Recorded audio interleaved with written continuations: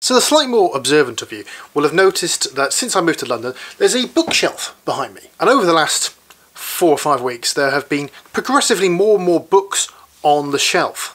That's because I've been popping into bookshops here in London, mostly Waterstones, has to be said, and buying some books which I've wanted to buy for a little while, but also a couple which just kind of took my fancy while I was in the shop. You might also notice that the bookshelf is actually more or less empty now. That's because the books are here. Hi, Editing Andy here.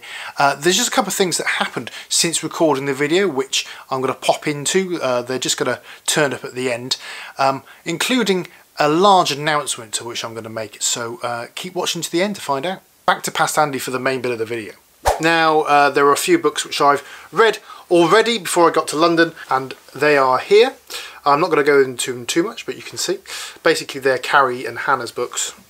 I've mentioned them a few times in various favourites videos. But today I'm going to talk about these new books which I have got. And as you can see, they are a variety of novels and kind of self-help and interesting books like that. Now, I'm not very good at actually starting and continuing reading books, so I haven't really got through a lot of these so far.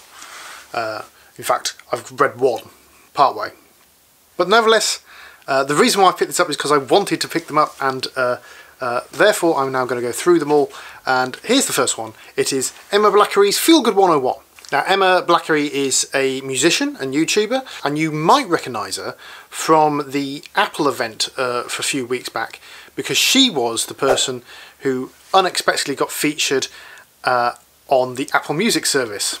I actually had this book before then, so I haven't bought it just because she was on that. This book is about Emma's story growing up and how it should help you in future. The whole premise of the book is that, you have to learn how to be yourself, how to become a happy person.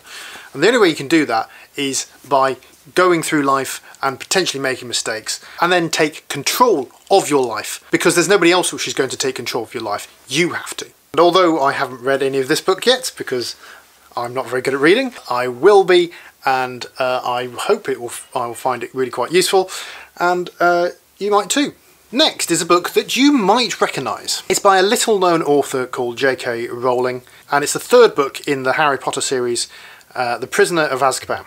Again, I haven't read it, but I've been told by so many people that even though I've watched all the movies, actually a fan of the movies, I'm a Hufflepuff, but I've been told by so many people that you really need to read the book to understand the story, and there's more in the book than there is in the films, and therefore, why not? And actually starting with the third book, I know it sounds weird, but because I already know the characters and therefore I don't really need to be introduced to them, starting with the third book actually sounds quite good, because it gets into the more darker side of things a bit quicker. And obviously I kind of know the outcome because they're quite similar to the film.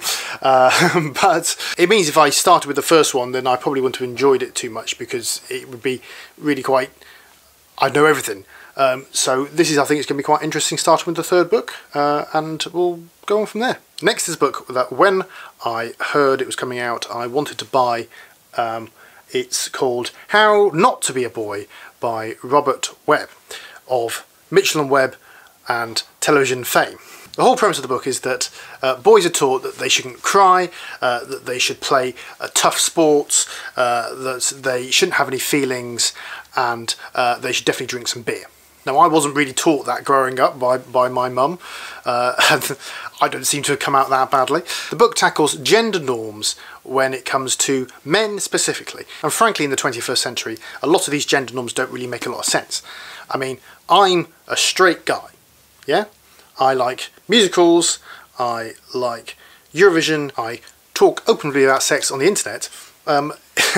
It's not really a man thing, is it? But I'm a man, why on earth can't I talk about this kind of thing? So this kind of book really speaks to me, and yeah, I haven't read it, you've guessed it, but I'm really excited to do so, and hopefully I will very soon. Yes, another book I haven't read yet, but this is Holly Bourne's It Only Happens in the Movies. You know all those rom-coms, and the guy always gets the girl, or the girl always gets the guy, or however it happens. And You have all these tropes about the bad boy becoming good, and they're always kissing in the rain at the end, and things like that. And in reality, it never happens. But it's a novel about a girl who lets a guy into his life even though the guy is just a walking rom-com movie. And it deals with all those tropes and why that they never happen in reality and why they never work in reality. This was recommended to me by a few people, so I'm excited to be reading it in the future sometime when I've got through a few of the other ones, or maybe I'll read it first, who knows, we'll see. But with any luck, I shall read it soon. And now on to one that I have actually read a bit of. John Green, who wrote this book, is a YouTuber. You might know him from Vlogbrothers. He's the one who's not Hank, yeah? He's written a bunch of books before, and this is his brand new novel. It's called Turtles All the Way Down. So you may know that Turtles All the Way Down is a quote from the explanation of how flat Earth works from some people, where they think the Earth is on top of a massive turtle, and that turtle is on top of another turtle, which is on top of another turtle, etc, etc. And when somebody asks, well, what's the last turtle standing on, they say, oh, it's just turtles all the way down. That's where the title comes from. But the book is all about this spiral of the narrator of a 16-year-old girl called Aisha. Now, Aisha clearly has some mental health issues to deal with. She tends to go into herself and down rabbit holes and things like that. But she gets involved in a manhunt for a billionaire fugitive because there's a $100,000 reward at stake, and she can use it to go to college or university. Yes, Editing Andy back again, just to say that today I got this in the post, which is a little notebook, and I completely forgot that this note was going to come. That's actually the back of the notebook, here's the front of the notebook. The reason is that the first however many people signed up with Penguin, who publishes John's book, and had pre-ordered the book, you could get a free notebook off them, and I signed up, and here it is. There you go. Just quickly pop back to Past Andy a moment. I've only read half a dozen chapters so far, but I'm already loving it. You just kind of get lost in John Green's writing, and I really like the way that he explains things, not too deep, but with such detail, you'll never not understand what's going on. I've just got utterly lost in it so far, and hopefully I can get lost in it for quite a few evenings to come. Yes, so my announcement is that I am going to partake in NaNoWriMo, which is basically you have to write a novel within a month, and that month is November.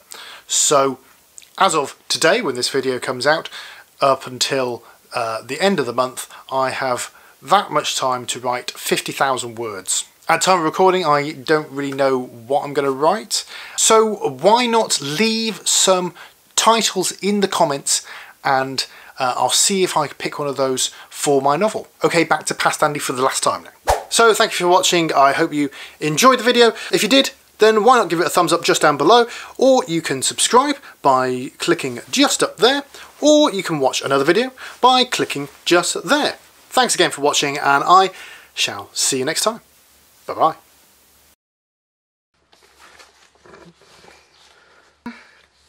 No, no.